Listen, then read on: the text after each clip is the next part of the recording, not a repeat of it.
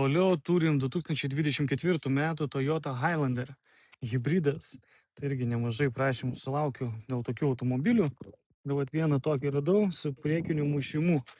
Kaip matot, čia labai stipriai nesimato, bet balkis yra pažeistas.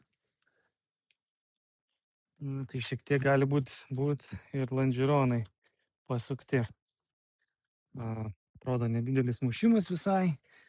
Čia šiek tiek nelabai galima įlysti, nelabai matosi, nežinau kiek ten matysis. Čia atrodo taip. Taip, jisai turi 48 000 mylių. Parsiduoda draudimo, gruodžio 4 aukcionas. Taip ir durys yra vat atlinkusios. Toliau šitas šonas yra geras, juodas salonas. Medžiaginis toksai pusiau su oda, kaip matot. Šildomas sėdynės, matau, turi. Didelį ekraną. Nu, o čia viskas kaip ir turi būti. USB jungtis, telefono belaidžiai pakrovėjai, šviesios lubos, liukas. Ten taip pat yra 7 vietų, atsiprašau.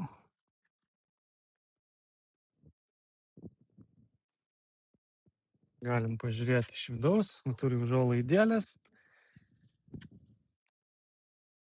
Na, vidus tik tai murzinas, aišku, reikia įsivalyti, bet čia ne naujiena. Klima gale, matau, stovi.